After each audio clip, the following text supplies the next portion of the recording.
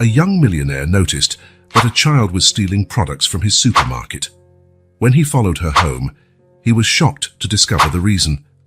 The clock read exactly 6:15 in the morning when Thomas Berger opened his eyes. He didn't even need the alarm.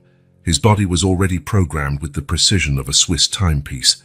15 minutes for his morning exercise, 20 for a shower, 10 to get dressed. At 7 o'clock sharp, his driver would be waiting at the entrance to the building. Thomas liked order. Actually, he needed it. At 40 years old, he had built a small empire in the food sector, based on meticulously planned routines and an almost obsessive efficiency. It was no wonder that his supermarket chain, Bergermart, had expanded from a single store to 27 locations in just 8 years. "Good morning, Mr. Berger," greeted Frank, his driver for the past 5 years, opening the door of the black sedan. Thomas merely nodded, immediately immersing himself in the emails on his phone. The early hours of the morning were sacred for planning the day. While the car slid through traffic, he responded to messages, checked sales reports, and organized his meetings. The world outside, buildings, people in a hurry, the sky heavy with clouds, barely existed for him. "We'll arrive in 5 minutes, mate, sir," Frank announced. Thomas put away his phone and adjusted his navy blue tie. Today was the quarterly security meeting, something he considered necessary but tedious. He preferred the expansion or new product meetings, those where he could see the numbers grow, where he could taste success. Bergermart's headquarters occupied a modern glass and steel building in the city's commercial center. Thomas crossed the lobby with firm steps, greeting employees with brief nods. In the elevator, his assistant, Melissa, was already waiting for him with a folder of documents and a coffee prepared exactly the way he liked it. "Good morning, Mr. Berger. The meeting starts in 20 minutes in the main conference room. All the reports are ready, and the head of security asked to add a last-minute topic." Thomas frowned. "What topic?" "He didn't specify, sir. He just said it was a recurring case that deserved attention." The businessman sighed. He hated surprises. They broke his rhythm, diverted his focus, but his expression remained impassive as he sipped his coffee. The meeting began promptly at 8:30. Seated at the head of the long glass table, Thomas listened to each department manager's updates. The theft numbers were acceptable, below the industry average. The security protocols were working well, nothing that deserved more than a few minutes of his attention. That was when Robert E., the head of security, got to the so-called additional topic. "Mr. Berger, we've recorded a peculiar case at our West Side location," he began, adjusting his glasses. "A child, a girl to be precise, has been caught on camera shoplifting small amounts of food, always at the same time, 3 times a week." Thomas raised an eyebrow. "And why is this relevant to this meeting? Apply the standard protocol." Robert cleared his throat. "Well, sir, the protocol for non-repeating minors is a verbal warning and contacting a guardian. The problem is that she's never actually been confronted. She always escapes before security can catch her. And we have no idea who her parents are." "Then improve your approach," Thomas replied curtly. "Next subject." But Robert insisted, which was unusual for the usually discreet head of security. "Sir, there's something different about this case. She never takes candy or toys. It's always basic foods, bread, fruit, milk. And from what we've observed, she seems to know exactly where the cameras are. It's uncommon for someone so young." Thomas felt a flash of irritation. Why were they wasting time on this? "What's your suggestion then, Robert?" "We could adjust the guard's patrol route or maybe install more cameras in that section. Do whatever's necessary. We don't need to spend more meeting time on this." Thomas cut the discussion and moved on to the next item on the agenda. But something strange happened. While the other topics were being discussed, the image of the girl stealing basic foods wouldn't leave his mind. It was like a pebble in his shoe, small but irritating with every step. The meeting ended at noon, exactly as planned. Thomas returned to his office, a spacious, minimalist room on the top floor. Through the floor-to-ceiling windows, he could see the entire city stretching out to the horizon, his commercial empire growing by the month. He sat at his desk and tried to focus on the financial reports, but his thoughts kept drifting back to the girl mentioned in the meeting. Why was it bothering him so much? Petty thefts were statistics, not issues that required his personal attention. "Melissa," he called through the intercom, "bring me the security logs from the West Side location for the last 2 weeks." 20 minutes later, he was watching the recordings. The quality was good, allowing him to clearly see the girl, small, skinny, brown hair barely combed. She always wore the same faded jacket, too large for her. Her movements were quick and calculated. She entered the store, took only what was necessary, and left through the least busy checkout lane, taking advantage of the employees' distractions. Thomas found himself admiring the child's efficiency. There was something in her eyes, a determination, a maturity that didn't match someone so young. He looked at the clock. 3:40. According to the logs, she usually appeared on Wednesdays around 4. Today was Wednesday. Thomas stood up abruptly. "Melissa, cancel my appointments for the rest of the day." Something unexpected came up. His assistant looked surprised. In 5 years, he had never cancelled appointments at the last minute. But she only nodded. 30 minutes later, Thomas was in the parking lot of the West Side location inside his car. This was undoubtedly the least profitable branch of the chain, located in a transitional area between the commercial center and the more modest neighborhoods. It was one of the first stores he had opened. Keeping it running was more sentimental than business-oriented, though Thomas would never admit that. At 4:12, he saw her. Even from a distance, he recognized the faded jacket. The girl looked around before entering the store, like a little spy on a mission. Thomas waited a few minutes, then followed. Inside the supermarket, he kept his distance. He watched as she only took the essentials: a loaf of bread, some apples, a carton of milk. He also noticed how she constantly checked the position of the employees and the cameras. When the girl headed for the exit, Thomas positioned himself near the door, pretending to examine products on a shelf. He saw her pass by the inattentive cashier and head out to the street. Instead of confronting her, Thomas decided to follow her. Something inside him, a curiosity he hadn't felt in years, drove him to learn more about this child who stole food with such precision. The girl walked quickly, moving away from the commercial center. The streets became narrower, the buildings older. The contrast with Thomas's own world was stark. There were no gleaming glass towers or luxury cars here. Instead, clothes hung from improvised lines between windows, walls were peeling, and sidewalks were cracked.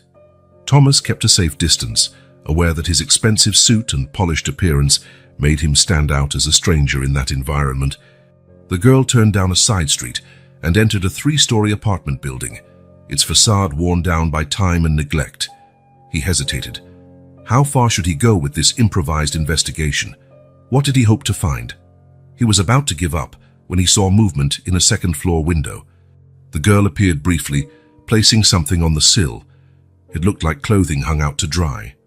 Acting on impulse, Thomas went into the building. The lobby smelled of mold, and the lighting was dim. He climbed the narrow stairs, trying not to touch the grimy banister. On the second floor, he stopped in front of the door he thought he had seen the girl enter. He heard children's voices inside, the girl's voice, and another, higher-pitched, an even younger child. Thomas moved closer to the door and noticed it was ajar. Through the crack, he witnessed the scene that would change his life forever. The girl was kneeling on the floor of a tiny apartment with almost no furniture, taking items out of her bag. A little boy, no more than 3, with the same brown hair, clapped his hands in excitement. "Look, Leo, I got apples. You like apples, remember?" The girl's voice was soft, almost maternal, despite her young age. "Apple!" the boy exclaimed, grabbing the fruit with his small, chubby hands. The apartment was a single space with a mattress on the floor, a small pile of folded clothes, and very few toys. Most appeared to have been salvaged from the trash and carefully cleaned. But most shocking was the complete absence of adults. "I'll make sandwiches for dinner, okay?" said the girl, slicing the bread with what looked like a butter knife, the only cutting utensil safe enough for a child to use. Thomas felt like he'd been punched in the gut. A memory he had buried decades ago surfaced. Himself at 8 years old, preparing food for his younger sister in an apartment not so different from this one. He staggered back, pressing himself against the hallway wall. This couldn't be real. Those kids couldn't be living alone. Where were their parents? Who was taking care of them? A noise from inside the apartment made him alert. The girl had heard his footsteps. Thomas saw her face peek through the door crack, her eyes wide with terror at the sight of a stranger. "Who are you?" she asked, placing herself protectively in front of her younger brother. Thomas swallowed hard, not knowing what to say. How could he explain he was the owner of the supermarket she stole from? How could he justify his presence there, spying on them? I just wanted to help," was all he managed. The girl frowned, distrustful. "We don't need help. Go away or I'll call my dad." It was an obvious lie, but said with such conviction it almost sounded real. Thomas raised his hands in a peaceful gesture. "All right, I'm leaving. Sorry for scaring you." He backed away slowly, feeling the girl's gaze on him until he reached the stairs. Once on the street, his breathing was unsteady and cold sweat rolled down his back. Those kids were alone, completely alone, and the older one, who couldn't be more than 6, cared for her brother like a mother would. Thomas sat behind the wheel of his luxury car and stared at the building. A whirlwind of emotions churned inside him: shock, compassion, discomfort, and most of all, recognition. That raw, desperate reality was familiar to him in a way that no one in his social circle could imagine. His phone rang. It was Melissa, asking about an urgent decision regarding a new supplier. Thomas hung up without answering. For the first time in years, his perfect routine, his meticulously planned life, felt meaningless. Something had cracked the armor he'd built around himself, letting in a feeling he hadn't allowed in for a long time: vulnerability. Thomas started the car, but he didn't go home or to his office. Instead, he drove to another supermarket chain he couldn't risk being recognized in one of his own stores, and filled a cart with food, hygiene products, and some children's clothing he found in the emergency section. While the cashier scanned his purchases, Thomas wondered what he was doing. Why did he care so much about these particular kids when he knew thousands lived in similar conditions around the city? What had affected him so deeply? Maybe it was the way the girl took responsibility for her brother. Or maybe it was simply the reflection of his own past, a mirror showing what he had spent decades trying to forget. When he returned to the building, it was already getting dark.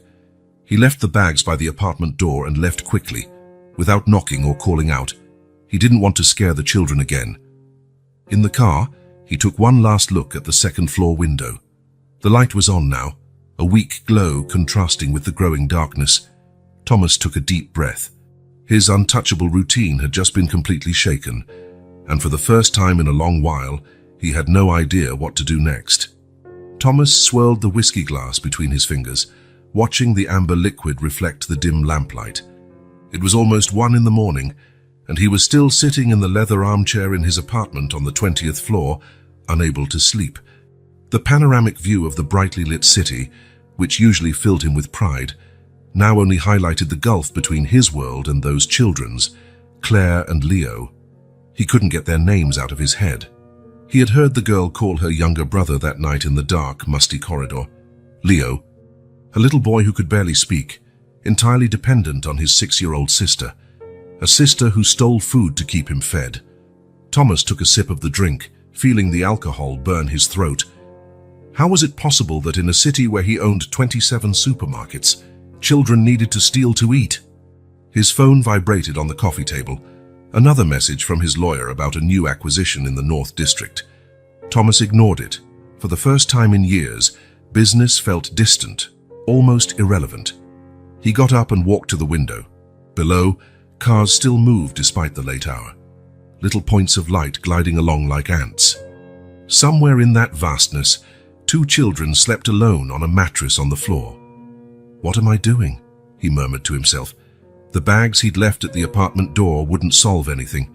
By tomorrow or the day after, the food would be gone, and they'd be in the same situation. Thomas picked up his phone and opened his contacts. He scrolled down until he found the name he was looking for: Daniel Reeves, his personal assistant for confidential matters. It was late, but Daniel was available at any hour.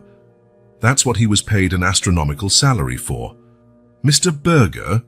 Daniel's sleepy voice came through the line. "I need you to do something tomorrow morning," Thomas said without preamble. "It's a delicate matter, and I want absolute discretion." As he explained what he wanted, Thomas felt a strange mix of relief and discomfort. Was he doing the right thing, or just easing his own conscience? After hanging up, he returned to the armchair and closed his eyes. Claire's image, so small and yet so responsible, merged with another image buried for decades. Himself at age 8, sneaking around a supermarket, heart pounding as he slipped a can of tuna into the inner pocket of his worn coat. Sleep came slowly, and when it finally did, it brought restless dreams filled with dark hallways and frightened children. Sastakuwasi, son of the next morning, Thomas woke up to his alarm at 6:15 as always, but for the first time in years, he stayed in bed a few extra minutes, staring at the ceiling. His once sacred routine seemed to have lost some of its shine. He followed his morning rituals, though without his usual robotic efficiency. In the car, instead of checking emails, he gazed out the window, watching the city wake up. Frankan, his driver, noticed the change but was too discreet to comment. At the office, the first thing he did was call Daniel in for a private talk. "I've arranged everything already, sir," the assistant informed him as soon as he entered. Tall and thin, impeccably dressed, Daniel was the definition of discreet efficiency. "The first delivery will be made this afternoon, as requested, and I've started gathering information about the children." Thomas nodded. "Good. I want weekly reports on their situation. And the deliveries should continue indefinitely, always at the same time." Daniel made some notes on his tablet. "May I ask why you're so interested in this particular case, sir?" Thomas's gaze hardened. "No, you may not." The meeting ended there. Thomas threw himself into work, trying to regain his usual focus.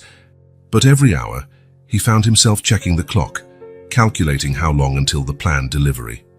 At 4:20 in the afternoon, Claire was returning home carrying her small bag of groceries. Today had been a good day. She managed to grab 2 apples and a pack of cookies, and even a small juice box for Leo. The new security guard was inattentive, always looking at his phone, which made everything easier. She climbed the apartment building stairs lightly, eager to show her brother the orange juice, his favorite fruit. But as soon as she reached the second-floor hallway, she stopped abruptly. There was something at the door of the apartment, several large plastic bags. Her heart sped up. Could it be a trap? Had someone discovered her and Leo? Was someone waiting inside to take them away? She approached cautiously, like a wild animal sniffing for danger. The bags had the logo of a supermarket she didn't recognize. It wasn't the one she usually visited. Looking inside one, she saw packages of rice, beans, pasta, cans of tomato sauce, and other non-perishable foods. Claire looked around, confused. Who would leave this here? Was it really for them? She remembered then the man in the suit from the day before. The stranger who had shown up in the hallway and then fled. Could it be him? Heart pounding, Claire gathered up the bags and quickly went inside, locking the door behind her. "Claire!" Leo ran over to her, hugging her legs. "You took so long." "Look what I brought, Leo," she said, kneeling to hug her brother. "Orange juice, sir, your favorite."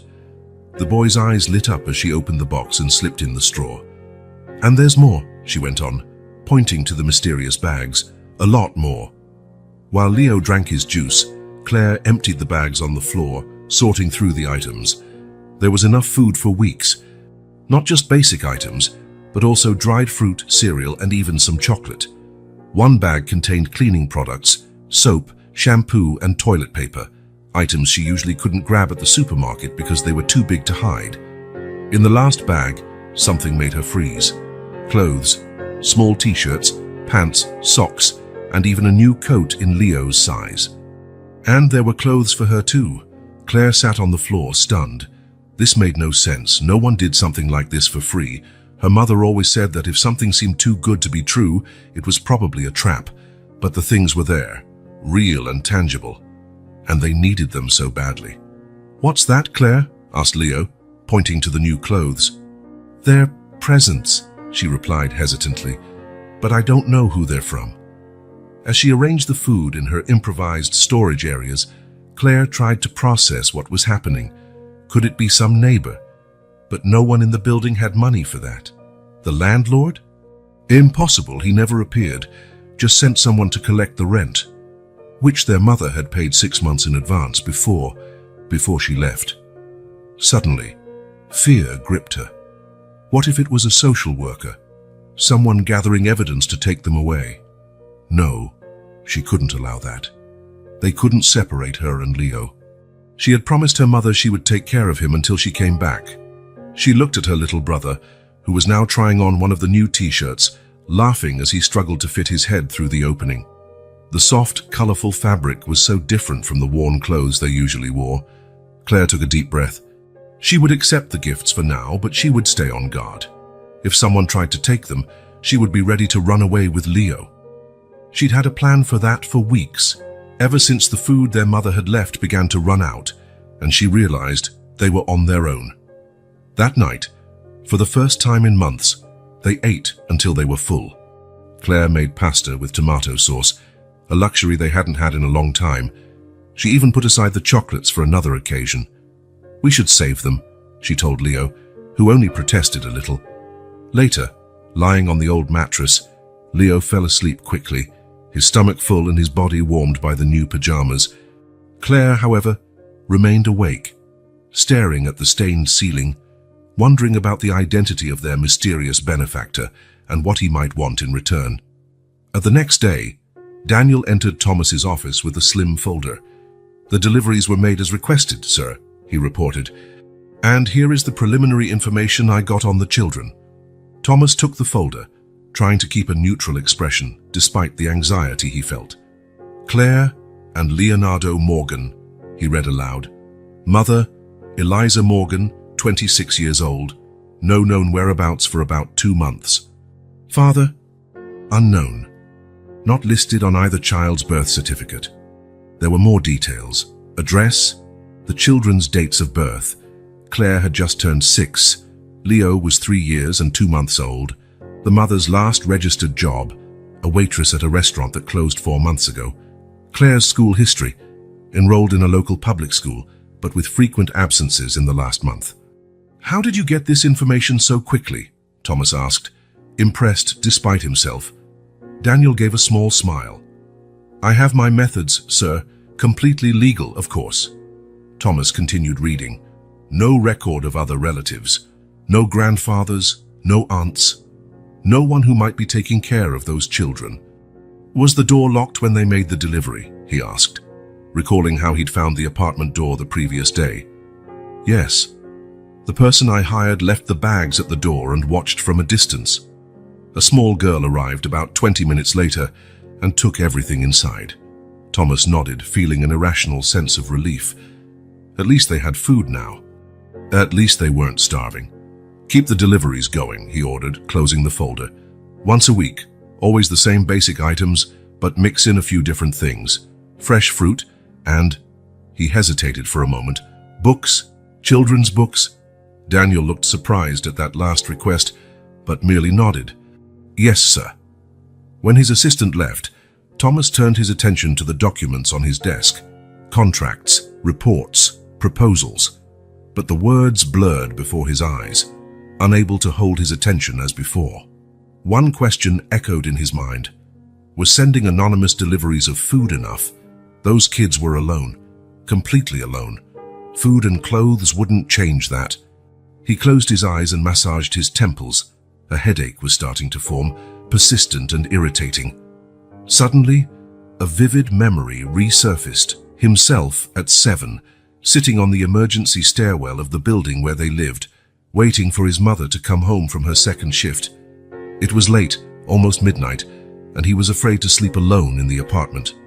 His sister, Sophie, only 3 at the time, was already asleep, but he stayed awake on guard.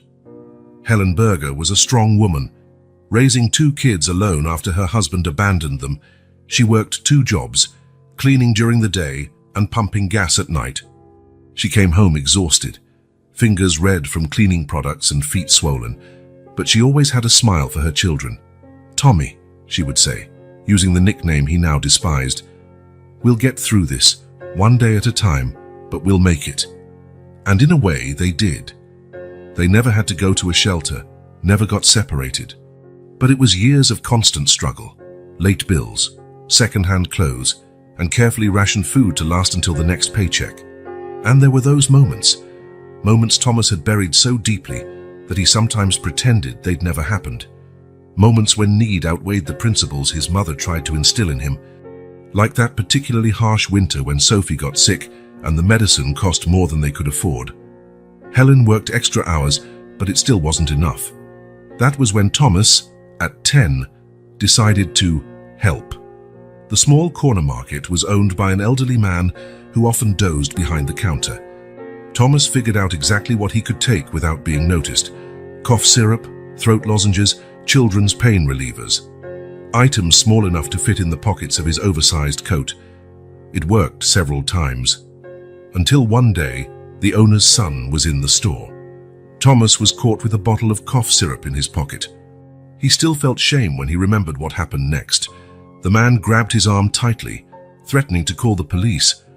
Thomas cried, pleaded, explaining that his little sister was sick and his mother had no money for medicine. Something in the boy's desperation must have touched the man, because instead of calling the authorities, he called Helen at work. She came running, face pale with worry and embarrassment.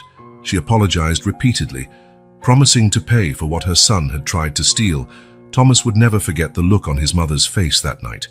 It wasn't anger, not even disappointment, just deep exhaustion, a crushing weight. "I understand why you did it, Tommy," she said later, sitting on the edge of his bed. "But promising ourselves never to steal, lie or hurt others even when things are hard, especially when they're hard, is what keeps us human. Do you understand?" He nodded, though he didn't fully understand at the time. Today, at 40, running a corporate empire built on efficiency and profit, Thomas wondered if he'd really learned his mother's lesson. Opening his eyes, he realized he'd spent nearly half an hour lost in memories. Irritated with himself, he tried to get back to work, but his concentration was completely gone. He stood and walked to his office window. From there, he could see the west side of the city, where Claire and Leo struggled to survive day after day. "Food isn't enough," he murmured to himself. It never was. His mother never had help. No one showed up at her door with bags of groceries. No one offered a helping hand when she needed it most. Her life was a constant battle, a struggle that eventually consumed her. She died at 48, of a heart attack the doctor said was worsened by years of chronic stress. The dilemma burned within him. He couldn't just ignore those children now that he had found them, but he also didn't know how to truly help, beyond the anonymous deliveries. Should he contact social services? But that might mean the kids would be separated, placed in different foster homes. He knew the system well: cold, bureaucratic, overwhelmed. Should he try to find their mother? But how? And if she had simply abandoned them? Or worse, if something had happened to her? And there was another question, one Thomas barely dared to articulate. How far was he willing to get involved? His carefully structured life had no room for emotional entanglements. He had worked hard to build walls between himself and the world, to protect himself from pain and vulnerability. But those children, especially Claire, with her fierce determination and instinctive protection of her brother, had found a crack in those walls. Thomas took a deep breath and pressed the button on his desk intercom. Melissa appeared at the door almost instantly. "Cancel my appointments for tomorrow afternoon," he instructed. "I have a personal matter to deal with." This matter was more than personal. It was a confrontation with his own past, a decision about what kind of man he truly was. Because deep down, Thomas knew the food he was sending wasn't just for Claire and Leo. It was also for the boy he used to be. The scared boy waiting on the emergency stairwell, hoping anyone would show up to help. Thomas parked the car at a safe distance from the supermarket. He wasn't using his usual black sedan, but a more modest model, rented specifically for this purpose. Even his clothes were different. Jeans, a t-shirt, and an old leather jacket he'd found in the back of his closet. Nothing that screamed CEO of a supermarket chain. He'd been there for nearly an hour, watching the store's entrance. His heart pounded when he finally saw her, Claire, with her characteristic oversized jacket, walking with determined steps toward the supermarket. Alone as always. Thomas took a deep breath and got out of the car. The plan was simple. Approach her before she entered the store. Talk to her. Try to understand her situation better. 2 weeks of anonymous food deliveries weren't enough. He needed to know more. "Claire?" he called gently as he got closer. The girl froze instantly. Her eyes, when they turned to him, held a mix of recognition and fear. "You're the man from the hallway," she said, stepping back, ready to run.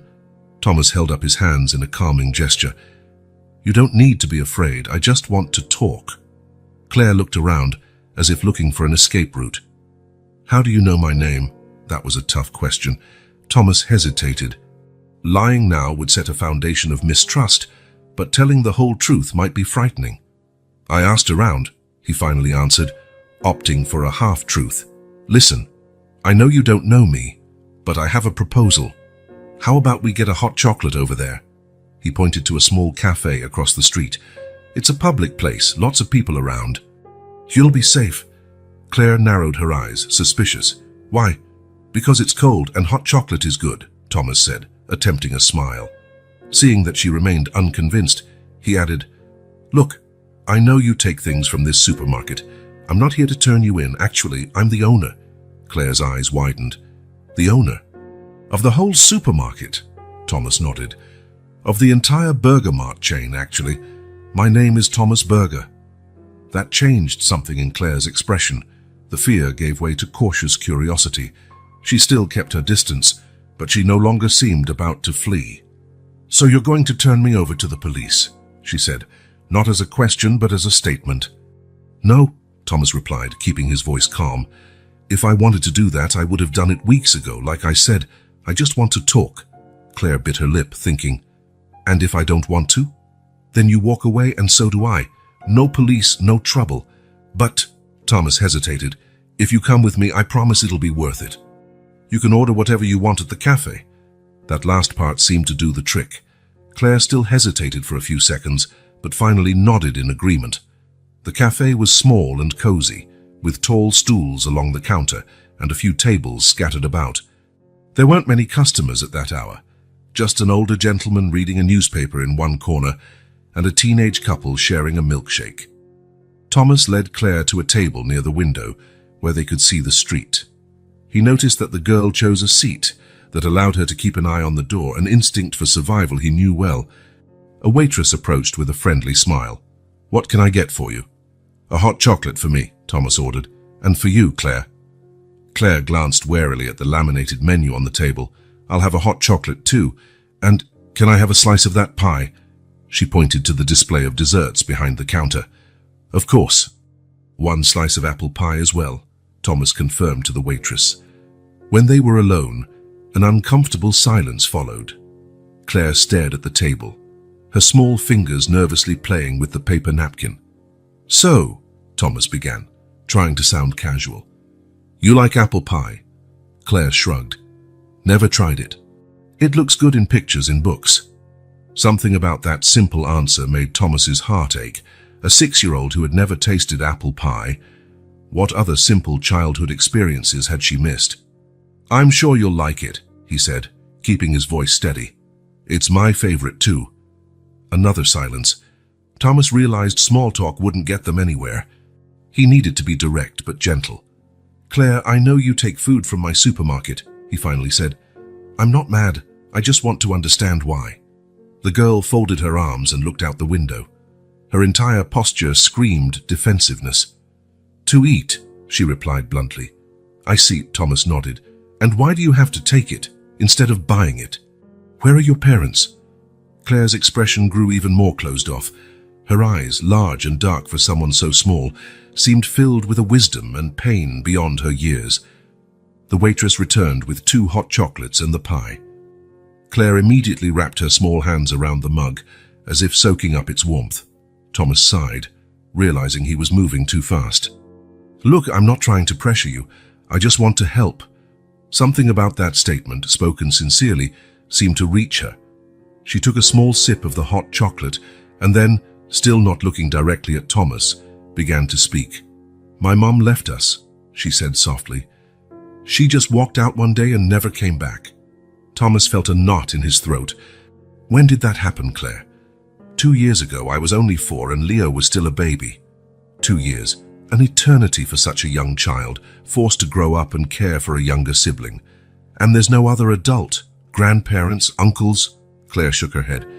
It's just us. Mom always said so. She had no family, and our dad never existed. Thomas tried to keep his composure. And how have you survived all this time on your own? Claire picked up her fork and prodded the pie, separating a tiny piece. The neighbor lady next door looked after us for a while, but then she moved too. She placed the minuscule bit of pie in her mouth, her eyes lighting up momentarily at the sweet taste before turning serious again. Then I had to figure it out. I learned to cook 'em, to change Leo's clothes. Mom left some money, but it ran out. Now I take what we need. Thomas nodded, encouraging her to continue. So I started taking food from your supermarket, Claire went on, now looking right at him, as if daring him to judge her. I know it's wrong to steal. Mom always said that. But Leo needed to eat, and so did I. You did what you had to do to survive, Thomas said gently. And to take care of your brother. That shows a lot of courage. Claire blinked, clearly taken aback by his response. Maybe she had expected anger or accusations, not understanding. You're not mad, she asked, her voice tiny. Thomas shook his head. No, I'm worried, and I want to help you if you'll let me. Claire studied him with those perceptive eyes. You're the one who sent the food, aren't you? Those bags at our door. Thomas nodded. Why? Asked Claire. You don't even know me? It was a fair question. Thomas considered his answer, trying to be honest without overwhelming her with details of his own past. Because I saw that you and your brother needed help, and when I was a kid, I sometimes needed help too, but there wasn't always someone there. Claire kept taking small bites of pie as she regarded him. Do you think my mom abandoned us? She asked suddenly, a rare vulnerability in her voice. The question caught Thomas off guard. How could he answer that? Saying yes might confirm Claire's worst fears. Saying no might give her false hope. I don't know, Claire, he answered honestly. Sometimes adults go through problems they can't solve easily. I don't know what happened with your mom, but I think we should find out. Do you know where she worked? Claire nodded. A restaurant called the Blue Moon. She was a waitress. I went there once, but the big man at the door said she didn't work there anymore and sent me away. Thomas made a mental note to investigate that restaurant. What's your mom's full name? Eliza Morgan, Claire replied. Same as ours. I'm Claire Morgan, and Leo is Leonardo Morgan. Thomas already knew from Daniel's investigation, but he let Claire share, sensing she needed to feel in control. Claire, I know it's scary to trust a stranger, Thomas said after a moment, but I want you to know I'll keep sending food and whatever else you need. And I'll try to find out what happened to your mom. Claire finished her pie, discreetly licking her fingers to gather the last crumbs. Why do you care so much? She asked. What do you get out of helping us? It was so direct, so adult, that Thomas almost laughed. But there was nothing funny about the situation. Why did he care? Was it just guilt? A rich man seeing poor children? Was it identifying with his own past? Or something else he couldn't yet name? Because it's the right thing to do, he finally answered. And because no one should go through what you're going through alone. Claire was silent for a long moment.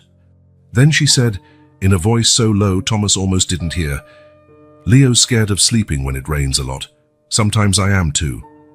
The simplicity of her confession made Thomas's throat tighten. It was a piece of trust, a glimpse of the real Claire behind her brave facade. That's normal, he said gently. We're all afraid sometimes. Claire nodded as though confirming a theory. She finished her hot chocolate and set the mug down carefully. I need to go. Leo's alone only until 5. I told him I'd be back by then. Thomas checked his watch. It was 4:40. I can drive you if you want. Claire shook her head firmly. No. My mum said never to get in a car with strangers. Your mum was right, Thomas agreed, respecting her decision. Can I at least give you something to take to Leo? Claire's eyes shone with interest, though she tried not to show it. Like what? Thomas called the waitress and asked for a slice of pie to go, plus 2 hot chocolates in disposable cups. While they waited, he took a business card and wrote his personal cell phone number on the back. "Claire, I want you to keep this. It's my number. If you need anything at all, you can call me, day or night." Claire took the card, examining it curiously. "I've never used a real phone, just the toy one we had in daycare." "Do you know the numbers?" Thomas asked. "Yes, my mom taught me. I can count to 100 and I know all the letters too." Thomas smiled, genuinely impressed by her intelligence and resilience. "I'm sure you could figure out how to call if you needed to. Are there public phones near your place?" Claire nodded. "On the corner by the little market." The waitress returned with the to-go order. Thomas paid, leaving a generous tip, and handed the bag to Claire. "Thank you," she said, hugging it to her chest.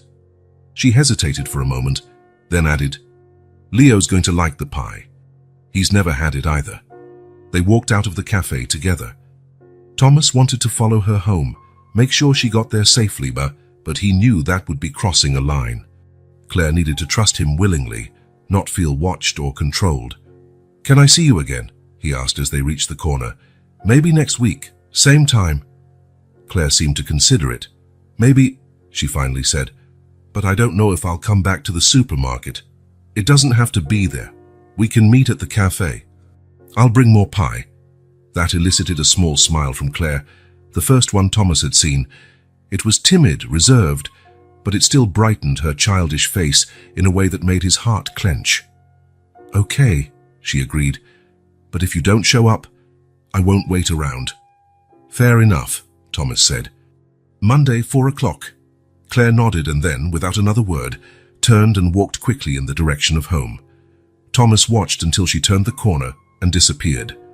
Back in his car, Thomas sat for a long time, processing everything he had heard. Claire's story confirmed his suspicions. Their mother had disappeared without explanation, leaving 2 children completely alone. Instinct told him to call social services immediately and report the situation. That was the standard procedure, the logical and legally correct path. The children needed adult supervision, a suitable home, a caretaker, but Thomas knew the system.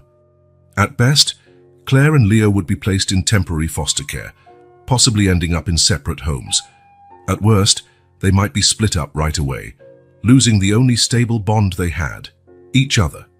Besides, there was the mystery of the mother. From Claire's account, the disappearance had been sudden and unexplained. Eliza Morgan had left her children at home, saying she'd be back for dinner. It didn't sound like a planned abandonment. What could have happened?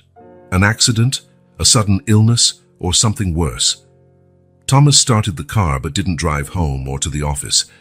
Instead, he punched Blue Moon Restaurant into the GPS and followed the directions.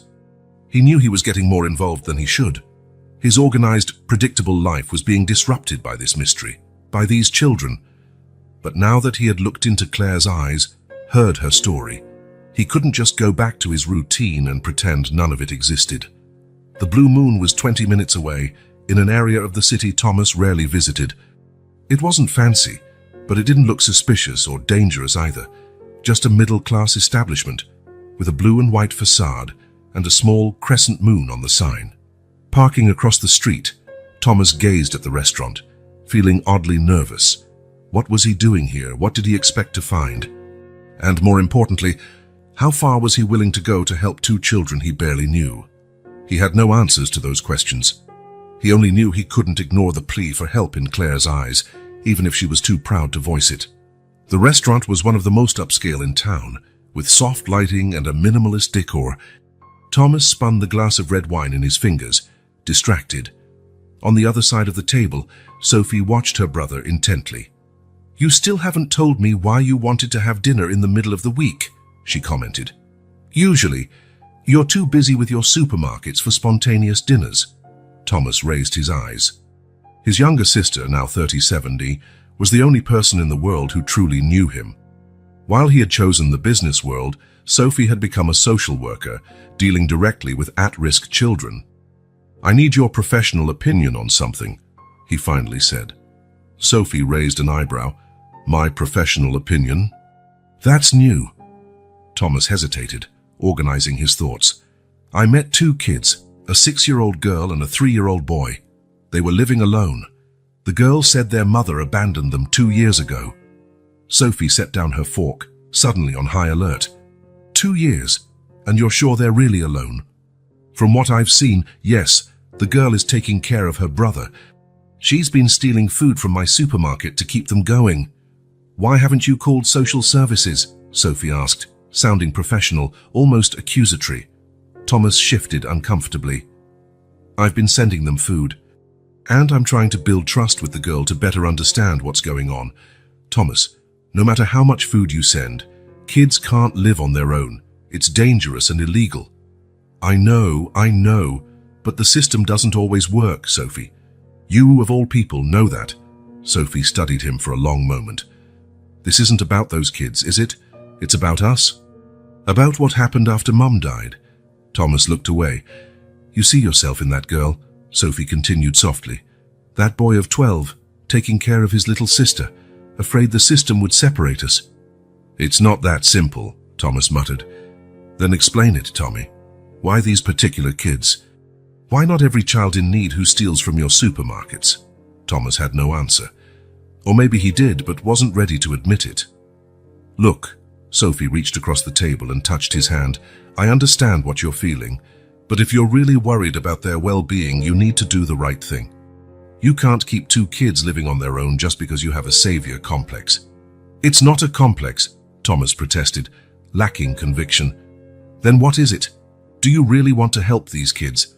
Or are you trying to make up for our past? For all the times you had to be the adult when you were still a child? Sophie's question hit Thomas like a punch. It was the very question he'd been avoiding since he first saw Claire. I don't know, he admitted. Maybe both. Sophie squeezed his hand gently. Tommy, you can't replace their mother, just like no one could replace ours. If you really want to help, let the professionals step in. Thomas nodded vaguely, but the doubt remained, gnawing at him. What did he truly want? To help Claire and Leo, or to soothe the ghosts of his own past? The question lingered even as he smiled and changed the subject, talking about new corporate projects. But Sophie's words would continue to haunt him in the days to come, like a wound that refused to heal.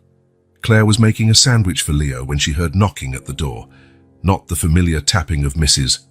Garcia next door, who sometimes brought homemade cookies. These knocks were firm, official. Her heart pounded. Nobody ever knocked like that. Leo, she whispered to her brother, who was playing with a little plastic truck Thomas had included in one of the food deliveries. Be very quiet, okay? Don't make a sound. The knocking sounded again, more insistent.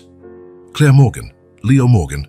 My name is Andrea Williams from Child Protective Services. I need to speak with you. Panic surged through Claire. Child Protective Services. She knew those words. Back in school, before she had stopped attending to care for Leo, a teacher had mentioned them after noticing she wore the same worn-out shoes for weeks.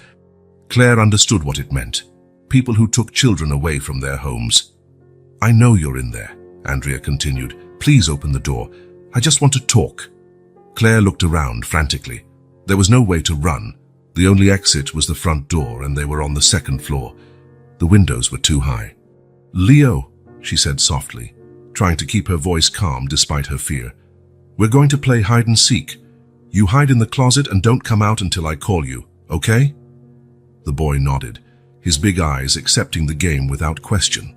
Claire guided him to the small built-in closet where they kept their few clothes, helping him squeeze in among the hangers. Don't make a sound, even if you hear voices. That's the trick of the game, she explained. Leo put his finger to his lips, going shh very seriously. Claire kissed his forehead before closing the closet door. The knocking continued. Claire took a deep breath, trying to think. Thomas had given her a phone number for emergencies. This was definitely an emergency. Maybe he could help. She kept the card carefully under the mattress. Claire grabbed it with trembling hands.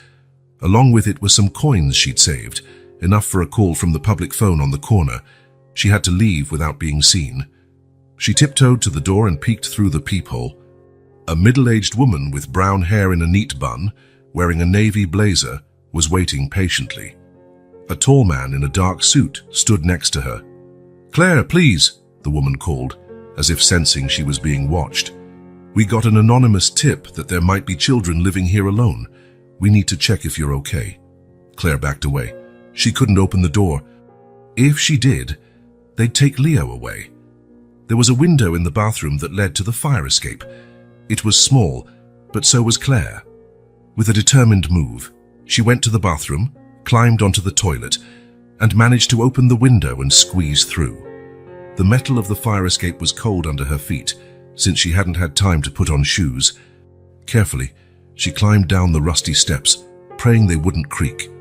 Once on the ground floor, she ran like she'd never run before. The public phone was just 2 blocks away, but it felt like a marathon. Claire ran non-stop, ignoring the looks from a few pedestrians.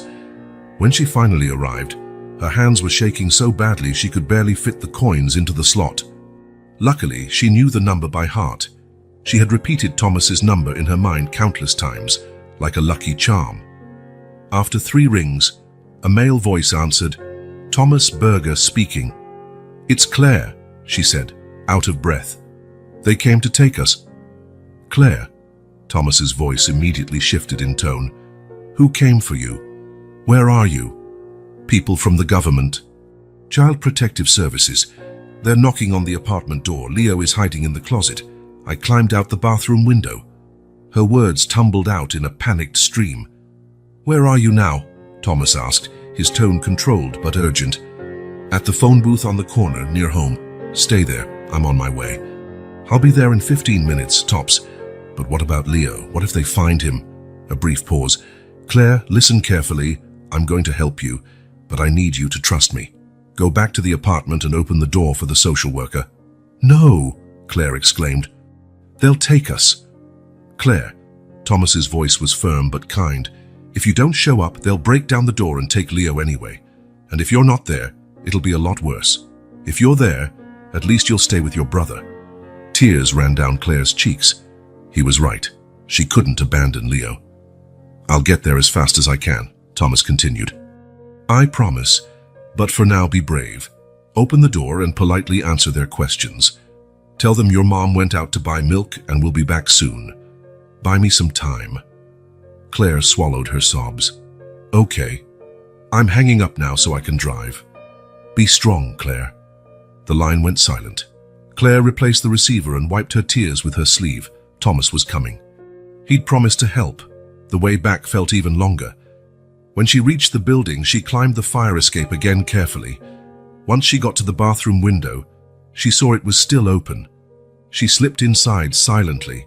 The knocking had stopped. Claire listened closely and heard voices in the hallway.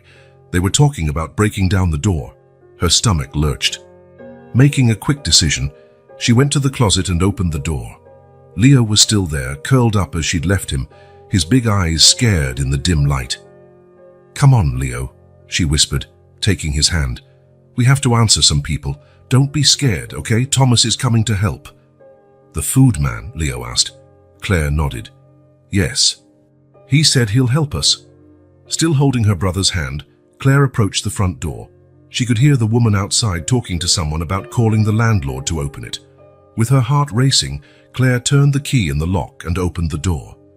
The woman in the navy blazer looked genuinely surprised. Her face, which Claire had imagined to be stern and scary, actually had soft features and kind eyes behind red-framed glasses. "Hello," she said, lowering herself to Claire's eye level. "You must be Claire, and this is Leo." She smiled at the boy, who hid behind his sister.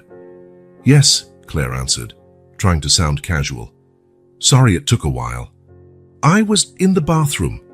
The woman nodded, though her look suggested she didn't fully believe that. "My name is Andrea. May I come in so we can talk?" Claire hesitated, then stepped aside. Andrea entered, followed by the man in the suit, who introduced himself as her supervisor. The apartment, though modest, was surprisingly clean and organized. Claire worked hard to keep it tidy, especially after the deliveries from Thomas started arriving, including cleaning supplies. "Where is your mother, Claire?" Andrea asked, looking around. "She went out to buy milk." Claire repeated the story Thomas had suggested. "She should be back soon." Andrea and the supervisor exchanged glances. How long has she been gone? Claire shrugged, trying to look unconcerned. Not long. She left a little while ago. Andrea sat down on the apartment's only sofa, an old but well-maintained piece. Claire, we received a call saying you and your brother live here alone. Is that true? No, Claire lied. Our mom lives here with us. And your dad? Never met him. Andrea jotted something in a small notebook. When your mom goes out, who watches you? I watch Leo, Claire said proudly. I know how to cook and everything. That seemed to concern Andrea even more. How old are you, Claire? 6, she answered, then quickly added, almost 7. And do you take care of your brother often when your mom is gone? Claire realized she was entering dangerous territory. Not much, she mumbled. Only when it's necessary. The supervisor, who had been checking the apartment, returned to the living room. There are no adult clothes in the closet, he reported quietly to Andrea. Claire's heart sank. They were figuring it out. Thomas needed to get there soon. As if in answer to her prayers, a loud knock sounded at the open door of the apartment. Standing there in the hallway was Thomas Berger, immaculate in his expensive suit, looking composed but showing signs he had rushed. Can I help you? He asked, stepping into the apartment with the confidence of someone perfectly entitled to be there. Andrea and the supervisor looked confused. And you are? Thomas Berger, the Morgan family's attorney, he replied without hesitation. I was informed there were representatives from Child Protective Services here. Claire almost dropped her jaw. Thomas, an attorney. He told her he was the owner of supermarkets. Mr. Berger, Andrea stood up, extending her hand. Andrea Williams. We're here because of an anonymous tip about potentially neglected children. I see, Thomas said, shaking her hand briefly. May I ask the specific nature of this allegation? Andrea hesitated. Well, we received information that these children might be living here alone, without adult supervision. Thomas frowned, looking genuinely offended. That's absurd. Eliza Morgan is a dedicated mother who works hard to support her children. Unfortunately, her work schedule can be challenging, which may have led to this misunderstanding. Claire watched Thomas, impressed by how convincingly he lied. Even so, Andrea continued, we haven't found any sign of an adult in this apartment. No adult clothing, no personal items. Because after a difficult divorce, Eliza had to simplify, Thomas explained smoothly. She keeps most of her belongings at her sister's place, where she often bathes after work to save on the water bill. Andrea didn't look convinced. Mr. Berger, we appreciate your presence, but we need to speak with Ms. Morgan directly. Perfectly understandable, Thomas replied. I've already contacted her. Unfortunately, she's stuck at work right now and asked me to come represent her. I realize this isn't ideal, but I can assure you I'll be working with the family to address any legitimate concerns you may have. The supervisor stepped forward. Even if everything you say is true, Mr. Berger, we have a duty to ensure these children's safety. A 6-year-old girl shouldn't be taking care of a 3-year-old on her own, regardless of the circumstances. Thomas nodded seriously. I completely agree. That's why we're already making changes. I hired a nanny who starts tomorrow, and we're rearranging Mrs. Morgan's work schedule so she can spend more time at home. Claire could hardly believe what she was hearing. Where were these stories coming from? Mr. Berger, Andrea said after a pause. Normally, without speaking to the legal guardian, we'd have to place the children in a temporary shelter until we can clarify the situation. Claire's stomach twisted with fear. Leo, sensing her tension, clung to her more tightly. I understand the protocol, Thomas said, but I ask you to consider an alternative. I can take the children to my house tonight, where I have a guest room ready. Ms. Morgan can meet them there tomorrow morning. It would save them the trauma of a night in a strange shelter. Andrea and the supervisor exchanged glances. Are you in any way related to these children, Mr. Berger? Asked the supervisor. I'm a close friend of the family, Thomas replied. Eliza and I have known each other for years, ever since she started attending my church. Claire tried to keep a straight face. Church? Thomas never mentioned going to church. This still isn't standard procedure, Andrea pointed out. I understand, Thomas said, but I also know the system is overwhelmed and that the children's well-being should come first. One night in a familiar environment with someone they know would be far less traumatic. Andrea sighed, clearly torn. We'd need to verify your credentials, Mr. Berger, and do a quick home visit to ensure your place is suitable for children. Perfectly reasonable, Thomas agreed, handing over a business card. Here's my address. I'm happy to cooperate in any way necessary. The next 45 minutes were a roller coaster for Claire. Tension filled the air, obvious even to her. Thomas spoke with the social workers, answered questions, made phone calls, all with impressive calm. To her surprise, Andrea eventually agreed to the temporary arrangement. Thomas would receive emergency custody for 72 hours, after which there would be a preliminary hearing with a judge. Claire, Andrea said kindly before leaving, if you need anything or if you feel scared or uncomfortable, you can call me anytime. She handed Claire a card with her number. Claire took the card, nodding seriously. She had no intention of calling, but something about Andrea's kindness touched her. When the door finally closed behind the social workers, Claire let out a breath she hadn't realized she was holding. Leo, exhausted by all the tension, had fallen asleep on the small sofa. "How did you do that?" she asked Thomas, her voice a mix of admiration and confusion. Thomas loosened his tie, finally looking a bit relieved. "I learned a long time ago that confidence is half the battle. If you act like you know what you're doing, people tend to believe you. But all those lies, about my mom, about the church, they weren't lies," Thomas gently corrected.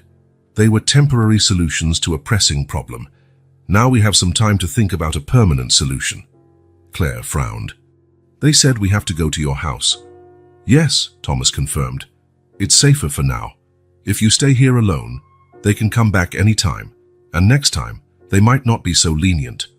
The idea of leaving the apartment, the only place she knew as home, made Claire anxious.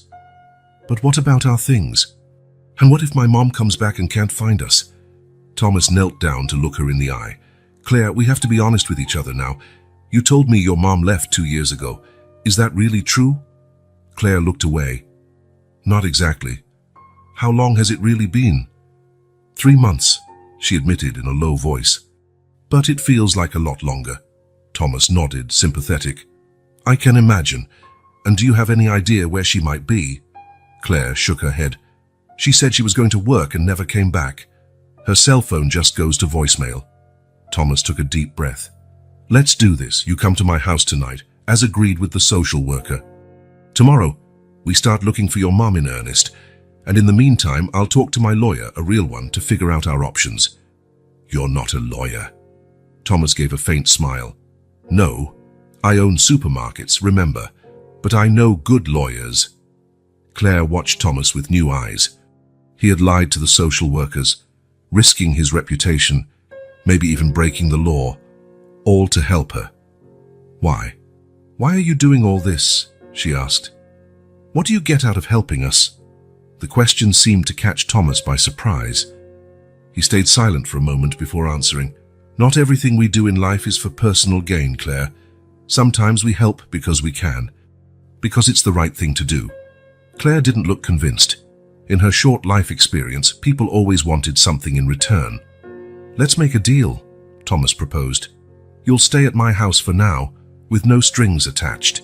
If at any point you feel uncomfortable or unsafe, say so, and we'll find another solution." "Deal." Claire looked at Leo sleeping on the sofa. Her little brother needed a safe place, regular meals, a real bed. If that meant trusting Thomas, maybe it was worth the risk. "Deal," she finally agreed. Later that night, after putting Claire and Leo to sleep in his comfortable guest suite, Thomas sat in his home office, phone pressed to his ear. "You did what?" Sophie's incredulous voice came through the line. "It was an emergency," Thomas explained. "There was no time to follow normal procedures. Tommy, you lied to social workers. You practically kidnapped 2 kids." "I didn't kidnap anyone," he protested.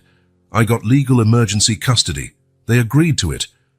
Based on false information." Sophie sounded like she was about to have a nervous breakdown. "Do you have any idea of the legal implications? You could lose everything, your company, your reputation." "Sophie," Thomas interrupted firmly, "I'm aware of the risks, But I couldn't let them be taken to a shelter. You know how the system is. They could be stuck there for weeks, maybe even separated. There was a long sigh on the other end. Tommy, I understand your concern, but you haven't thought about the long-term consequences. What happens now?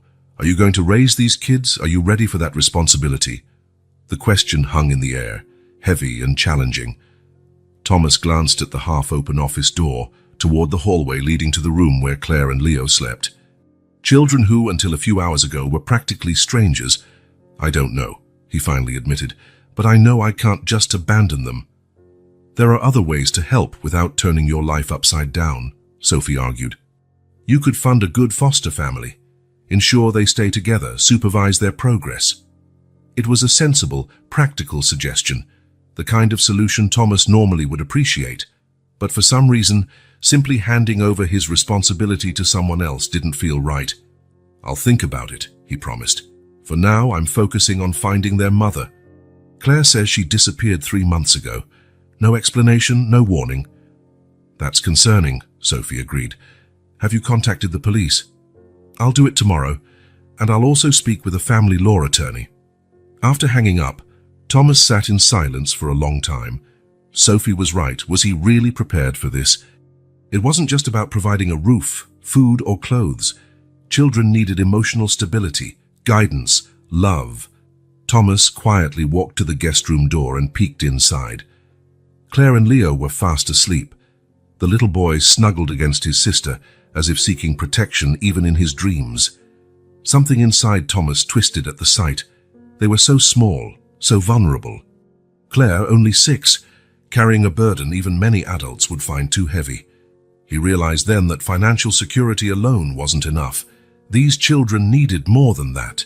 They needed someone who truly cared, someone who was present, not just with material resources, but also with time, patience, understanding. Thomas gently closed the door and returned to his office. He didn't have all the answers yet, but he knew one thing. He couldn't simply hand Claire and Leo over to the system like inconvenient parcels. Whatever he decided in the long run, for now he was committed to helping them as best he could, even if it meant rethinking everything he knew about his own life and priorities. Maxwell Hudson's office, one of the most respected family lawyers in the city, overlooked Central Park. It was an elegant space with shelves of law books lined up perfectly and brown leather chairs that looked as expensive as they were comfortable. Thomas adjusted his tie as the attorney flipped through the documents in front of him. "Everything seems in order, Mr. Berger," Maxwell said, looking up over his reading glasses. "The social worker's report is surprisingly positive, considering the initial circumstances. She specifically mentions the bond the children have developed with you over these past 2 months. Thomas nodded, trying not to show the mix of anxiety and hope he felt. The last 8 weeks had been an emotional roller coaster. After that night when the social workers showed up, he had hired investigators to locate Eliza Morgan, but they found nothing. It was as if she had vanished. With no immediate alternatives, he requested temporary custody of the children, which was granted after several hearings and evaluations. During that time, his life changed completely. From a solitary executive obsessed with schedules and efficiency, Thomas had become an impromptu guardian, learning on the job about school lunches, nightmares, and the boundless energy of a 3-year-old. His morning meetings now had to wait until after cartoons and colorful cereals. "So what do you think our chances are?" Thomas asked, pulling himself back to the present. Maxwell took off his glasses and placed them carefully on the desk. "For a permanent adoption, excellently high. You have the resources, stability, and you clearly care about the children. The mother's prolonged absence, with no attempt at contact, strongly favors you. Plus," he added with a small smile, "judges generally appreciate when successful business people demonstrate this kind of social responsibility." Thomas frowned slightly. He wasn't doing this to impress anyone or improve his public image. In fact, he'd kept the situation as discreet as possible, even among his employees. "When can we file the formal paperwork?" "We can submit it next week," Maxwell replied, "but I must warn you, even under the best circumstances, this will take time. And if, by any chance, the biological mother reappears during the process, things could get quite complicated. Thomas had already considered that possibility many times. Part of him feared Eliza Morgan would return and demand the children. Another part, a part he rarely acknowledged, hoped she was safe, for Claire and Leo's sake. "I understand the risks," he said, "but I believe it's the best option for the children." "And what do they think about adoption?" A genuine smile tugged at Thomas's lips as he thought of them. "Leo is happy. To him, it still seems like one big adventure. A new home, a bedroom full of toys, a yard to play in." "Claire." He hesitated. Claire took longer to adapt, but last night, while I was reading them a story, she said she'd like to stay with me forever. That moment had deeply moved Thomas. After weeks of caution and suspicion, Claire had finally dropped her guard entirely. That night, for the first time, she'd hugged him spontaneously before bed. "I like the new school," she had said, snuggling against his chest, "and I like that you always pick me up on time." Such a simple comment, yet so revealing. For Claire, reliability was a form of love, something stripped away from her when her mother disappeared. Maxwell smiled. "That's wonderful. Their testimony will be important in the proceedings." Leaving the office, Thomas felt lighter, more confident. The idea of adopting Claire and Leo, initially a practical solution to a complex problem, now felt absolutely right. These children had filled a gap in his life he hadn't known was there. In his car, he checked the time. He'd promised Claire and Leo he would pick them up from school and take them out for ice cream before heading home. It was Friday, and they'd made a habit of this little ritual every week. The elementary school was a cheerful red brick building with a large yard where children of various ages played under the supervision of monitors. Thomas parked and walked to the gate, where other mums and dads waited. Some recognized him and waved. In the early days, when he'd first started picking Claire up, he'd noticed curious and even judgmental stares. A single businessman with 2 kids was unusual, but over time he had become just another parent. "Mr. Berger," greeted Claire's teacher, Mrs. Martinez, approaching him with a smile. "Claire did a wonderful job on the science project today. She has a natural talent for observation." Thomas felt a surge of pride he had never experienced with any professional achievement. "She's been working on it all week. She's fascinated by plants." When the bell rang, groups of noisy children began pouring out. Leo, who attended preschool in the same complex pool, was the first to appear, running toward Thomas with outstretched arms.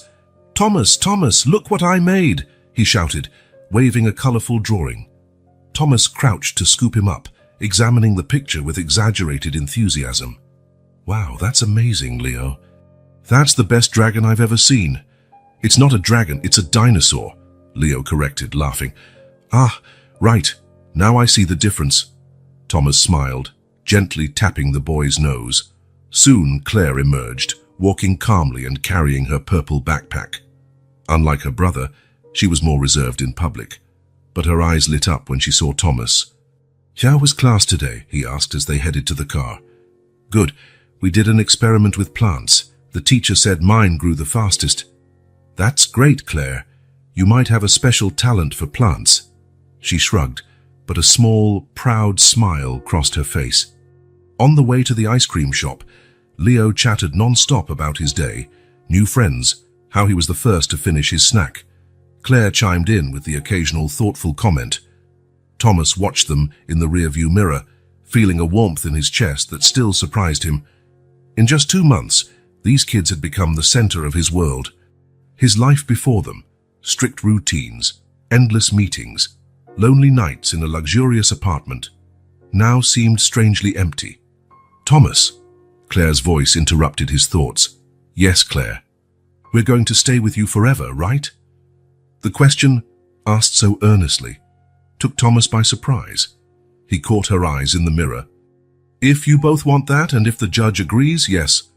"Does the judge boss all the families around?" Leo asked, confused. Thomas smiled. "Not exactly. He just helps decide what's best for children in situations like yours." "And what's best for us is staying with you," Claire stated firmly. "Because you protect us and you love us." The last part came out almost like a question, as though Claire still wasn't completely sure. "Yes, I do love both of you," Thomas replied, his voice catching. Very much. The rest of the drive was comfortably quiet. At the ice cream shop, Leo got his usual chocolate with chocolate topping and chocolate sprinkles. Claire, more adventurous, tried pistachio for the first time. Thomas watched them happily, thinking he finally understood what family was. When they arrived home, a real house Thomas had bought a month earlier, trading in his city apartment for a spacious residence with a yard, they spotted a car parked out front. A compact model, clearly used. Thomas didn't recognize it. "Whose car is that?" Claire asked, noticing it first. "I'm not sure," Thomas replied, a slight worry creeping in. They weren't expecting anyone that afternoon. As they approached the front door, Thomas saw a woman sitting on the porch steps. She stood up when he parked. She was thin, with shoulder-length brown hair, wearing simple jeans and a blue blouse. Thomas got out, instinctively positioning himself protectively between her and the children. "Can I help you?" he asked. The woman took a step forward, her eyes fixed not on Thomas but on the children getting out of the car. Her lips trembled slightly. "Claire." "Leo." Her voice was almost a whisper. Claire froze, eyes wide with shock. Leo, too young to fully grasp the situation, just stared curiously. "Mom!" Claire's voice came out strained. Thomas felt as if the world had stopped. Eliza Morgan. It had to be her. The resemblance to Claire was obvious. The same large eyes, the same face shape. "Oh my God, you've grown so much," Eliza said, tears beginning to roll down her cheeks. She took another step toward them. Claire immediately backed away, hiding behind Thomas. Leo, confused, looked from the stranger to Claire, trying to understand. "Where were you?" Claire's voice was loud, accusatory. "You abandoned us?" Eliza closed her eyes, as if absorbing the blow. "I know it seems that way, my love, but it isn't true. I would never abandon you. Never." Thomas, recovering from his initial shock, took control of the situation. "Ms. Morgan, we weren't expecting you. Maybe we should continue this conversation inside." Eliza finally seemed to notice him. "Who are you? Why are my kids with you?"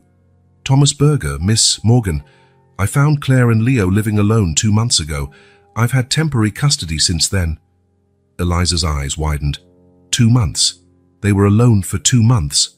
Her voice cracked. "Oh God, I thought they were with Paula. She promised she'd take care of them." Thomas frowned. "Paula?" "My neighbor. I asked her to watch the kids when I was arrested. She swore she would look after them until I got out." Eliza covered her face with her hands, sobbing. "I was in jail for almost 3 months for something I didn't do." Claire, still hiding behind Thomas, shouted, "You're lying. You've been gone for 2 years." Eliza lifted her head, confusion on her face. 2 years? No, Claire. It's been less than 3 months. I would never, ever stay away from you that long." Thomas started to understand. Claire had lied about the timeline, maybe to protect herself, maybe to justify the sense of abandonment. 3 months for a 6-year-old might feel like an eternity. "Let's go inside," Thomas suggested again, more firmly.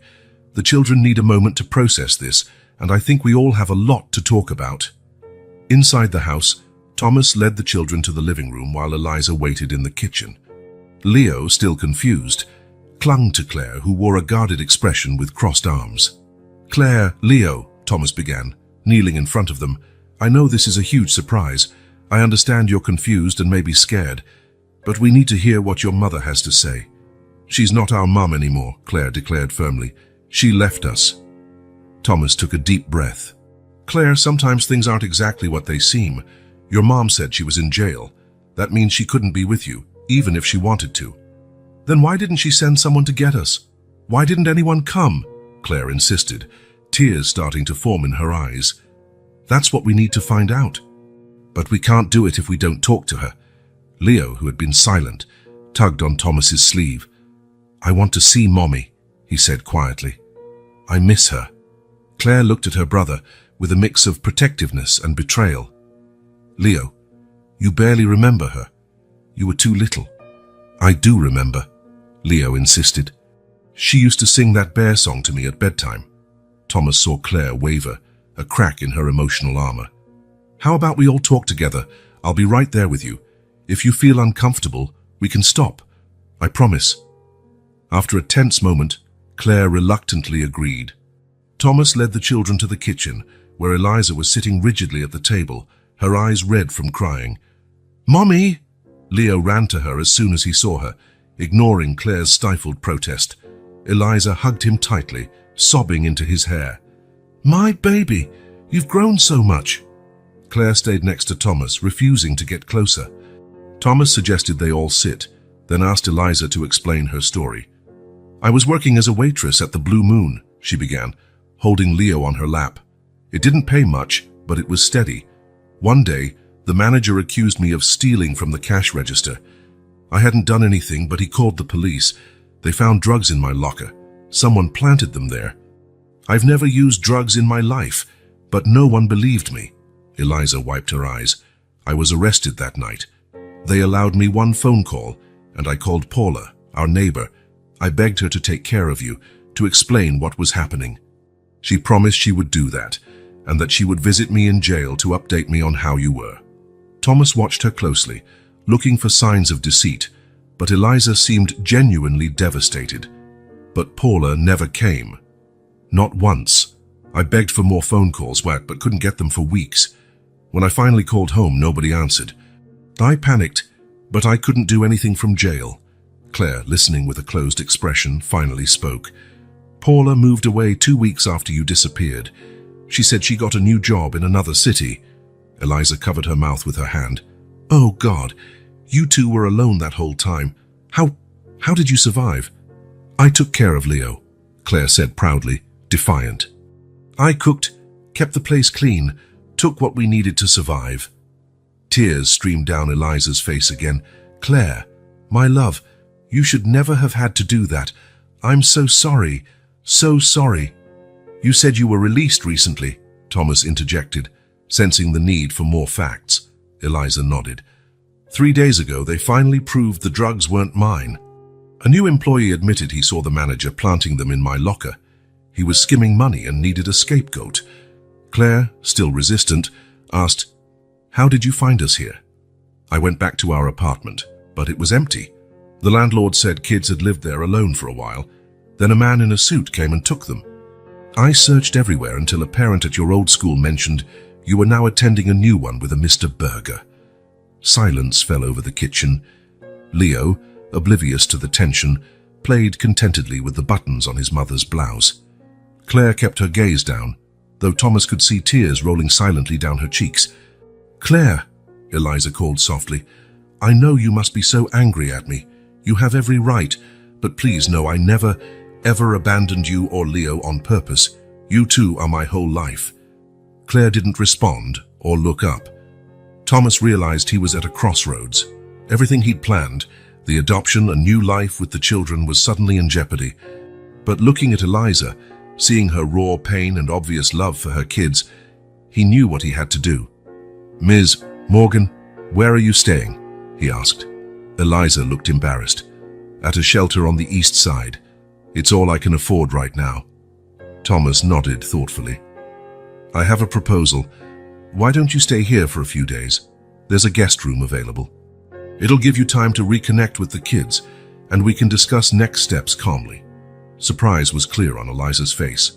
"Why would you do that? You don't even know me." "I know your children," Thomas replied simply, "and they deserve a chance to have their mother back." And the following days were a delicate dance of emotions.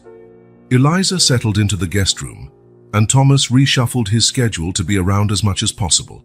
Leo accepted his mother back instantly, as if the months of separation had never happened. Claire, however, kept her distance, watching Eliza warily. Thomas quickly saw that Eliza was an intelligent, dedicated woman who had been dealt a terrible hand. She loved her children deeply, but now faced enormous challenges to rebuild her life. No home, no job, and a recent arrest on her record. One evening, after the children were asleep, Thomas and Eliza talked on the porch. "I don't know how to thank you for everything," she said, gazing at the stars. "You saved my children when I couldn't be there." "They're amazing kids," Thomas replied. "You must have done a great job with them before, before it all happened. Eliza smiled sadly. I tried my best. It was always tough, being a single mom with no family. But we were happy, you know, we had enough. Thomas exhaled. Eliza, I've been thinking. I know you want to rebuild your life with the kids, and that's the most important thing, but you're going to face many obstacles. I know, she answered resolutely, but I'll do whatever it takes. I'll find a job, a place for us to live. What if I help? Thomas offered. Not as charity, but as an investment in Claire and Leo's future. Eliza frowned. What exactly are you suggesting? I have a vacant apartment in a safe neighborhood, near a good school. You and the kids could live there while you get back on your feet. And I can offer you a job in administration at one of my stores. A decent salary, hours that align with the kids' school schedule. Why would you do that? Eliza interrupted, her eyes probing. What's in it for you? Thomas considered the question. In the beginning, when I caught Claire stealing at my supermarket, it was impulsive. Something about her reminded me of myself as a kid. But now, I care about them. I want them to be happy and safe, even if that means helping them return to you instead of staying with me. Eliza studied him for a long moment. It seems Claire was in good hands with you, and she'll be in even better hands with her mother, Thomas replied, as long as you have what you need to take proper care of them. Over the next few days, Thomas helped Eliza get organized. The apartment was modestly furnished but had everything they needed. Eliza started working at a nearby store's administrative office, proving herself efficient and dedicated. Thomas hired a family therapist to guide them through the reunification process, especially to help Claire, who still held back. With patience and counseling, Eliza learned how to regain her daughter's trust. Small gestures, a special braid before school, cooking her favorite meal, reading a bedtime story, slowly rebuilt their bond. Thomas watched from a respectful distance, feeling a bittersweet mix of pride and loss. One afternoon, about 3 weeks after Eliza's reappearance, Thomas got an unexpected call. Mr. Berger, it was Claire's voice. Mom said I can call you if I want. Of course, Claire, is something wrong? No, it's just... There was a pause. Just wanted to say everything's okay here. Mom made mac and cheese last night, the way I like it, and she didn't yell when Leo spilled juice on the couch. Thomas smiled, understanding what Claire was really saying. That's great, Claire. Sounds like you're all settling in. Yeah, she agreed. Thomas, you'll come visit us, right? His heart squeezed. Whenever you want me to. Cool. Another pause. Mom wants to talk to you. Eliza took the phone. Thomas, I wanted to invite you to dinner on Sunday. The kids miss you. And I'd like to thank you in person for everything. Thomas accepted the invitation, hanging up with conflicted emotions. Part of him still wished Claire and Leo were his kids. Another part knew he was doing the right thing. You seem surprisingly calm for someone who just gave up on adopting 2 children, Sophie said over lunch that week. I haven't given up on them, Thomas corrected. I just found a better way to help. Sophie shook her head in admiration. You realize most people in your position would have fought for custody. They'd have used their money and influence to keep the children. And would that have been better for whom? Me, maybe. But for Claire and Leo, they have a mother who loves them. A mother who made mistakes, yes, but who deserves a second chance. You did something truly significant, Tommy, Sophie said, reaching for her brother's hand. You not only helped those kids when they needed it, but you also helped a family rebuild. That's rare. The following months brought a new normal. Eliza thrived at her job, eventually being promoted to assistant manager. The apartment Thomas provided became a real home, with the children's drawings on the walls and plants in the windows. Claire had a green thumb. Thomas remained present in their lives, but respectfully distant. He was invited to Sunday dinners, school performances, birthday parties. He became like an uncle to the children, a role he accepted with gratitude. A particularly important moment came when Claire, during one of those Sunday dinners, finally called Eliza Mom again. It was a simple moment. Claire just asked, Mom, can I have more juice? But Eliza's eyes filled with tears, and Thomas felt a wave of emotion at witnessing that crucial step in their reconciliation. Thank you, Eliza whispered to Thomas later, while the kids watched a movie in the living room. "Without you, I might have lost my children forever." Thomas only smiled. The journey hadn't been easy, but every little triumph made it worthwhile. One spring afternoon, about a year after Eliza's return, Thomas was invited to a picnic in the park. When he arrived, he saw Claire running across the grass, chasing a kite Leo was trying to fly. Eliza was spreading a plaid blanket under a large tree. "Thomas," Leo shouted upon seeing him, dropping the kite and running over. "Did you bring the ice cream you promised?" Thomas laughed, holding up a bag. "Right here, champ, and I brought a surprise for your sister too." Claire approached, not running like Leo, but walking quickly, clearly excited. At 7E, she was taller now, and her face had lost some of its premature seriousness that had first touched Thomas. "What is it? What did you bring?" she asked curiously. Thomas took out a small children's gardening kit, colorful gloves, tools the right size for her hands, and packets of sunflower seeds. Claire's eyes lit up. "Thank you, Thomas," she exclaimed, giving him a spontaneous hug. While hugs from Claire were no longer rare, each one still warmed his heart. As the kids explored their new gifts, Thomas sat down on the blanket beside Eliza. "They look so happy," he said. Eliza smiled, her eyes filled with a peace that hadn't been there when they first met. "They are happy. And I owe that to you." Thomas shook his head. "No. You rebuilt this family, Eliza. I just gave it a nudge. A nudge that changed our lives," she insisted. "Sometimes I wonder what would have happened if someone else had found Claire that day.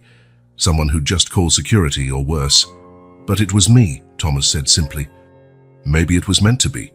They watched Claire and Leo playing on the grass, their laughter echoing through the park. Claire was running freely now, without the weight of the world on her small shoulders. Leo was growing up secure, surrounded by love, and Eliza had regained not only her children but her dignity and self-confidence. During the picnic, Eliza shared some news. She had been accepted into a training program that could lead her to a full managerial position within 6 months. Her eyes sparkled as she spoke of the future. Maybe they could even buy a small house in a few years. "And all because you believed in me when no one else did," Eliza concluded, her voice thick with emotion. Thomas smiled. "I believed in the kids first, and then I believed in you." As evening approached, Leo fell asleep on the picnic blanket, worn out from running around. Claire sat nearby, carefully planting her first sunflower seeds in a small pot they'd brought along. Her face shone with a peace that had once been rare.